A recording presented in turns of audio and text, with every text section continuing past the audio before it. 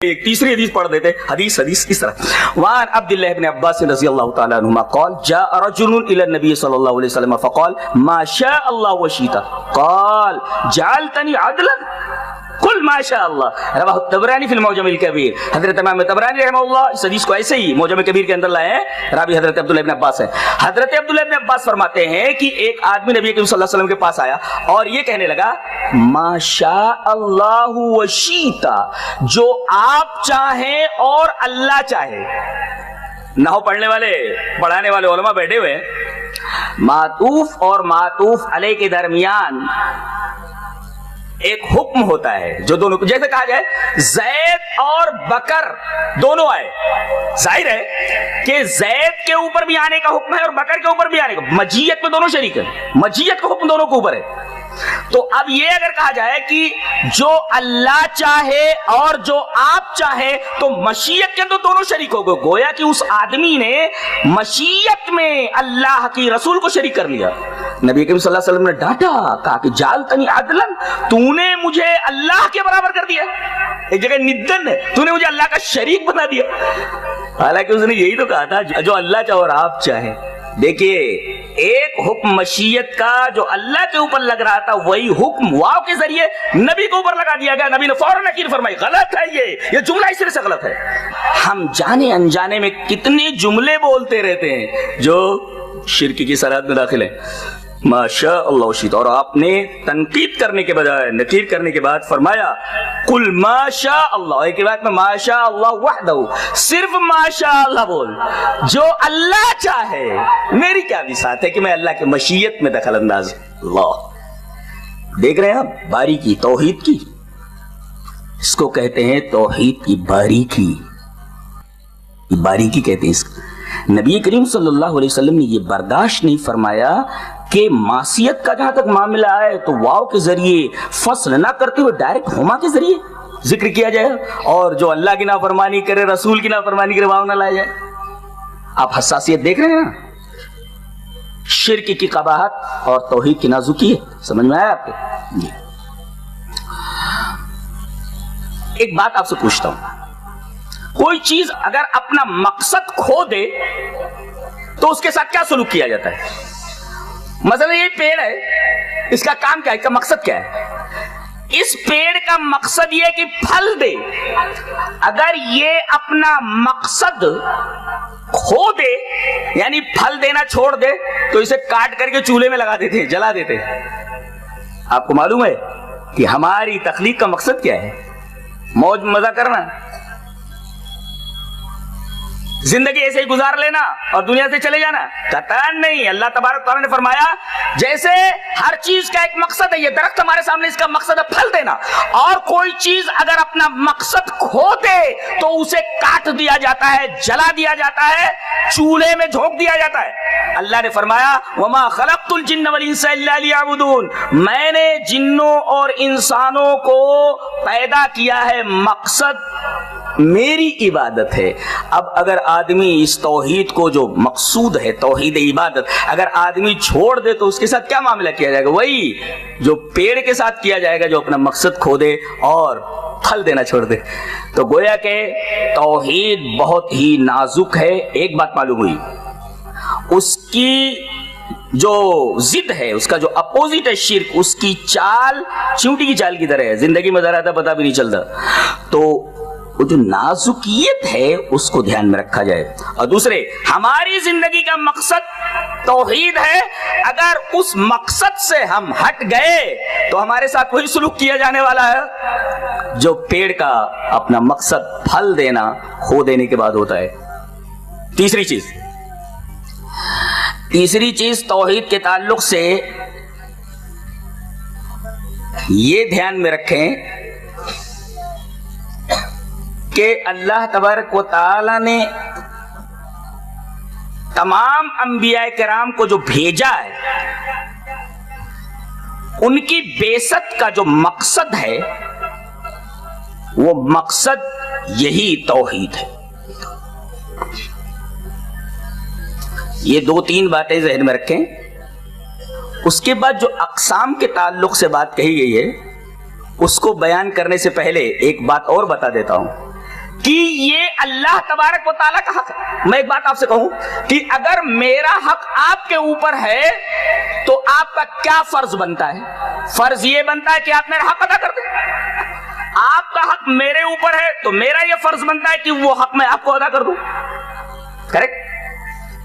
جانتے ہیں سب سے بڑا حق اللہ کا آپ لوگوں کے اوپر، بندوں کے اوپر کیا ہے؟ آئیے وہ حدیث دیکھ لیتے ہیں۔ حدیث اس طرح، وعن معاذ رضی اللہ تعالیٰ عنہ قال كنت ردف النبي صلی اللہ علیہ وسلم على حمار يقال له عفير فقال يا معاذ هل تدري حق الله على عباده وما حق العباد على الله؟ قلت الله ورسوله أعلم. فقال فإن حق الله على العباد أن يعبدوه ولا يشركوا به شيئا وحق العباد على الله ألا يعذب من لا يشرك به شيئا. فقلت يا رسول الله أفلا أبشر الناس؟ قال لا تبشرهم فيتكلوا. رواہ البخاری فی کتاب الجہاد والسیر. حضرت امام بخاری رحمہ اللہ اس حدیث کو کتاب الجہاد والسیر بخاری شریف میں لائے. راوی حضرت معاذ بن جبل ہے. وہ فرماتے ہیں کہ میں ایک دفعہ نبی کریم صلی اللہ علیہ وسلم کے پیچھے گدھے کے اوپر بیٹھا ہوا تھا. گدھا چل رہا ہے. اچانک نبی کریم صلی اللہ علیہ وسلم نے مجھ سے پوچھا کہ معاذ تمہیں معلوم ہے کہ اللہ تبارک و تعالیٰ کا حق تمہارے اوپر کیا ہے اور پھر بندوں کا حق اللہ کے اوپر کیا ہے؟ یہ دونوں حقوق جانتے ہو؟ انہوں نے ڈائریکٹ کہہ دیا اللہ و رسول والا. اللہ اور اس کے رسول زیادہ جانتے ہیں مجھے معلوم ہے. اللہ کے رسول نے فرمایا سنو، اللہ کا حق بندوں کے اوپر یہ ہے، یہ سب سے بڑا حق ہے کہ ان یعبدو کی صرف اسی کی عبادت کریں ولا یشرکو بہ شیئا. دیکھو یہاں شیئا پھر بھی ہے نکرات آتا نبی، کچھ بھی اس کے ساتھ شرک نہ کریں. یہ اللہ کا حق ہے. اب ظاہر ہے کہ یہ حق آپ کو ادا کرنا ہے. اگر آپ نے حق نہیں ادا کیا تو گویا کہ آپ نے اللہ کا حق مار لیا، اور کتنا بڑا گناہ ہے. ایک عام آدمی کا حق مار لینا کتنا بڑا پاپ ہے. اللہ تبارک و تعالیٰ کا اگر حق مار لے تو آپ کے ساتھ کیا سلوک کیا جانے والا ہے. اور اگر آپ نے یہ حق ادا کر دیا تو آپ کے ساتھ اللہ اپنا حق کیسے ادا کرنے والا بتا دیا گیا. فَإِنَّ حَقَّ العباد اللہ، بندوں کا حق اللہ کے اوپر یہ ہے اللہ يعذب من لا يشرک به شیئا. اللہ تبارک و تعالی اس شخص کو عذاب نہ دے، جہنم میں نہ ڈالے جو اس کے ساتھ شرک کر کے نہ گیا ہو. کتنی بڑی خوشخبری ہے کہ جو شرک کر کے نہیں گیا ہے اللہ تبارک و تعالی اسے جنت میں ڈالنے والا ہے. اور جو شرک کر کے گیا ہے بالکل اس کا اپوزٹ معاملہ ہے. انه من يشرك بالله فقد حرم الله عليه الجنة ومأواه النار وما للظالمين من انصار. جہنم میں جانے والا، اور اس کے اوپر جنت جب حرام ہو گئی تو جانے والا کہاں؟ جہنم میں جانے والا ہے. جنت حرام ہو گئی تو کہاں جانے والا ہے؟ جہنم میں جانے والا ہے. اللہ تو یہ اللہ تبارک و تعالی کا حق ہے توحید، یہ آپ کو ادا کرنا ہے. ایک چیز اور ہے، ہم لوگ یہ کہتے ہیں کہ کہاں ہم لوگ شرک کرتے ہیں. پوری زندگی تو شرک سے بھری ہوئی ہے، پوری زندگی شرک سے بھری ہوئی ہے. مشرکین بھی کہتے تھے کہ اس کا کوئی شریک نہیں ہے. اچھا یہ بھی کہتے تھے کیا؟ یہ تو کہتے تھے کہ رازق وہی، خالق وہی، مدبر وہی، متصرف وہی، محیی وہی، ممیت وہی، سارے اوصاف سے متصف وہی. کیا یہ بھی کہتے تھے کہ اس کا کوئی شریک نہیں؟ ہاں کہتے تھے وہ. عجیب بات ہے، اللہ کو مدبر اور متصرف خالق اپنا خالق ماننے کے باوجود بھی ایک بات اور بولتے تھے وہ کہ اس کا کوئی شریک نہیں. چلو وہ حدیث پڑھ لیتے ہیں. حدیث اس طرح وان ابی ہریرہ رضی اللہ تعالی عنہ قال کان المشرکون یقولون لبیک لا شریک لک قال فیقول رسول اللہ صلی اللہ علیہ وسلم ویلکم قد قد ویلکم قد قد فیقولون الا شریکا هو لک تملکه وما ملک یقولون هذا وهم یطوفون بالبیت. رواہ مسلم فی کتاب الحج.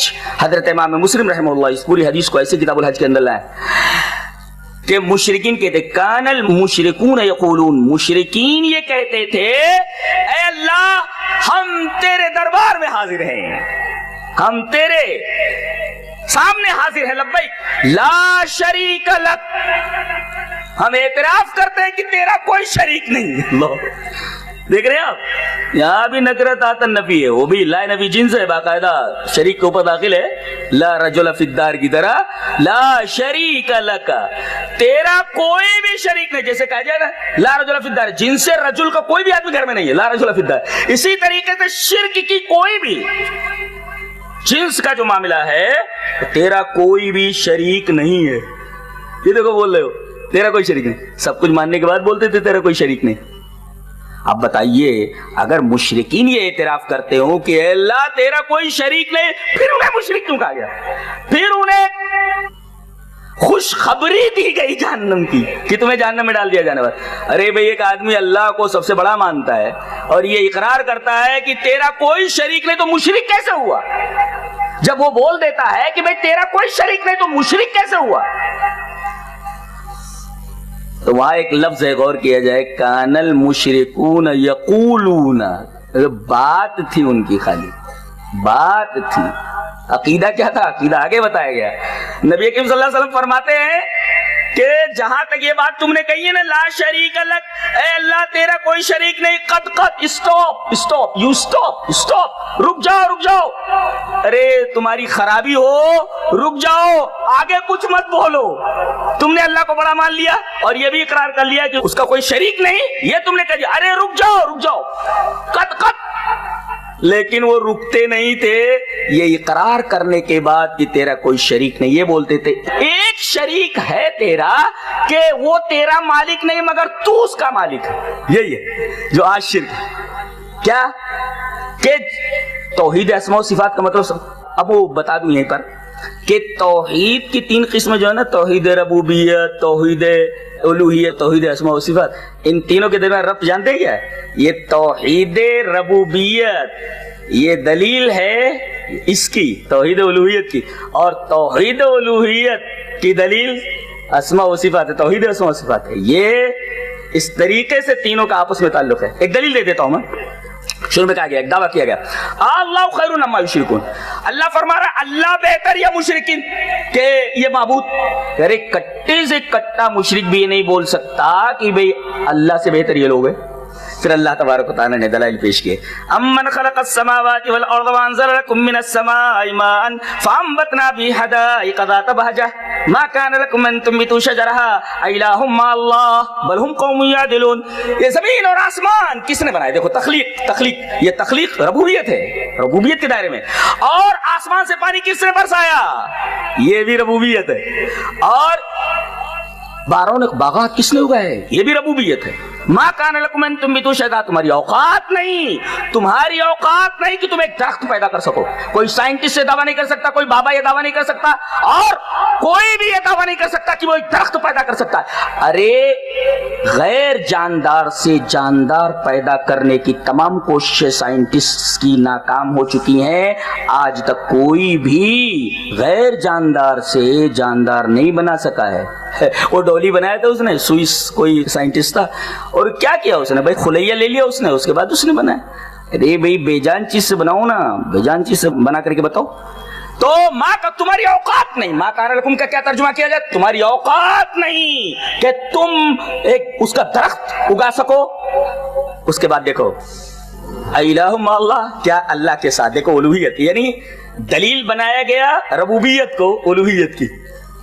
اور پھر امن جعل الارض قرارا وجعل خلالها انہارا وجعل لها رواسي وجعل بین البحرین حاجزا، ارے زمین کو قرارگاہ کس نے بنایا؟ لوگ اس کی کشش ثقل اتنی نہیں ہے کہ آدمی جو ہے زمین میں دھستا چلا جائے، اور اتنی کم بھی نہیں ہے کہ زمین پر جب چلے تو لڑکنے کھاتا پھرے، ایسا بھی نہیں ہے۔ زمین کو قرارگاہ بنایا اور دریا بنائے، دونوں ساتھ ساتھ چلتے ہیں، لیکن دونوں کا جو سرفیس ٹینشن ہے وہ الگ الگ ہوتا ہے۔ اللہ وقت نہیں ہے بیان کیا جاتا۔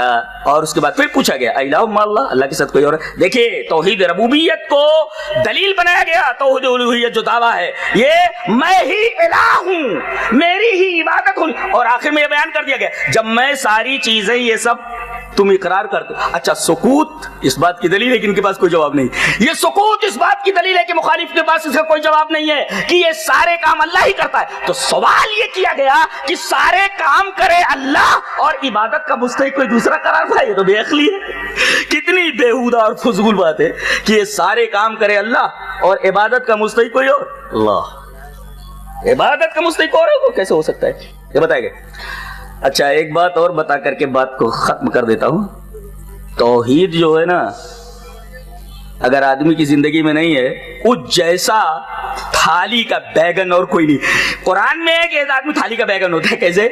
अल्लाह ने फरमाया फइज़ा रकिबू फिल फुल्कि दअवुल्लाह मुखलिसीन लहुद्दीन, जब तुम कश्ती में सवार होते हो तो सिर्फ अल्लाह को, जब कोई मुसीबत आ गई, कश्ती डामाडोल होने लगी, तला तुम में आ गई, अब डूबी की तब डूबी, तो तुम अल्लाह ही को पुकारते हो। फलम्मा नज्जाहुम इलल बर, जब तुमको हम नजात दे करके खुशकी पर पहुंचा देते तो इज़ा हुम युशरिकून, तो शिर्क करने लगते हो। अब देखो, जब तक आदमी मुसीबत में था अल्लाह को याद किया, और जैसे ही वो सुख में पहुंचा शिर्क करने लगा, तो ये दो थाली का बैगन हुआ कि नहीं हुआ? कभी इधर कभी उधर, यानी दुख में तो अल्लाह को याद करता।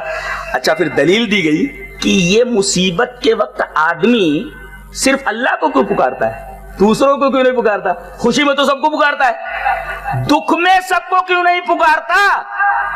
उसका जवाब दिया गया है वइदा मस्सकुम ज़ुर्रु फिल बहरि ज़ल्ल मन तदऊन इल्ला इय्या, अरे जब समुद्र में कोई मुसीबत आ जाती है तो सिर्फ तुम अल्लाह को पुकारते हो। अच्छा, जो तुम्हारे दूसरे माबूदाने बातिल वो कहते वो गुम हो जाते, ज़ल्ला का मतलब होता गुम हो जाते, पता भी नहीं लगता किधर गए। पता ये चला कि सारे माबूदाने बातिला का गुम हो जाना और मुसीबत के वक्त दरिया में सिर्फ अल्लाह तबारक व तआला को याद करना, ये दलील है इस बात की कि तौहीद इंसान की फितरत है और शिर्क गैर फितरी चीज है। तो जो लोग शिर्क को अपनाए हुए हैं दर हकीकत वो गैर फितरी अमल के मुर्तकिब हो रहे हैं। अल्लाह। और ये तो कहा गया, एक हदीस पढ़ करके बात को खत्म कर दूं कि तौहीद फितरत है। हदीस इस तरह, वान अबी हुरैरा रज़ियल्लाहु तआला अन्हु क़ाल क़ाल रसूलुल्लाह सल्लल्लाहु अलैहि वसल्लम कुल्लु मौलूदिन यूलदु अलल फितरा फ़अबवाहु युहव्विदानिही औ युनस्सिरानिही औ युमज्जिसानिही कमा तुनतजुल बहीमतु हल तुहिस्सूना फ़ीहा मिन जज़ा थुम्मा यक़ूलु वक़रउ इन शि'तुम फ़ितरतल्लाहि लती फ़तरन्नास अलैहा ला तब्दील लिख़ल्क़िल्लाह रवाहु अहमद फ़ी मुस्नदिही। हज़रत अबू हुरैरा फरमाते हैं कि हर बच्चा फितरत पर पैदा होता है। बाज़ लोगों ने इसकी तफसीर इस्लाम से की है, बाज़ लोगों ने फितरत की तफसीर तौहीद से पैदा की है, यानी इंसान की फितरत ही तौहीद है। गलत माहौल में जा करके आदमी शिर्क का इर्तिकाब करता है, मुशरिक बनता है, वरना इंसान की फितरत तौहीद है। तौहीद रबूबियत का मतलब ये हुआ कि सब कुछ अल्लाह ही करता है, तमाम अफ़आल अल्लाह के, मतलब ये हुआ कि हमें अल्लाह ही की इबादत करनी चाहिए। तौहीद अस्मा व सिफात का मतलब ये है कि जितने औसाफ अल्लाह तबारक व तआला ने अपने लिए साबित किए हैं और नबी ने अल्लाह के लिए साबित किए, तमाम औसाफ को वैसे ही माना जाए, बिला तकीफ, बिला तमसील और बिला तहरीफ, उसी तरीके से माना जाए। और अगर कोई आदमी अल्लाह की उस सिफत को मिन मान दूसरे के लिए मान ले तो ये तौहीद है। तौहीद अस्मा व सिफात से निकल करके अस्मा और सिफात के शिर्क के अंदर पहुंच जाता है आदमी। उसकी एक मिसाल देकर के बात को खत्म करूं। हम ये कहते हैं कि भाई हम फला जगह गए, हमारी मुराद पूरी फरमा दीजिए। अब ये सुन रहे हैं भाई लाखों लोग अपनी अपनी मुरादें मांग रहे हैं, तो क्या ये सारी आवाजें, अब यहाँ आदमी अगर बोलने लगे, सारे लोग बोलने लगे तो किसी की आवाज समझ में नहीं आएगी। अल्लाह तबारक व तआला ने फरमाया तुम भी सुनते हो, मैं भी सुनता हूँ, तुम्हारे सुनने में मेरे सुनने में कितना फर्क है वो देखो।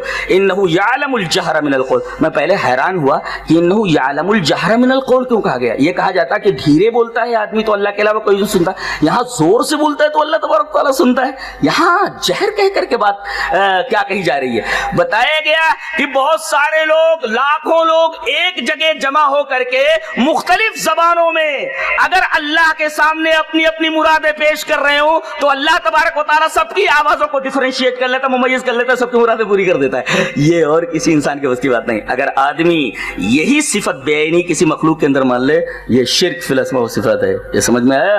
अल्लाह तबारक व तआला हमें नेक अमल और अच्छी समझ की तौफीक अता फरमाए। व आखिरु दावाना अनिल हम्दुलिल्लाहि रब्बिल आलमीन।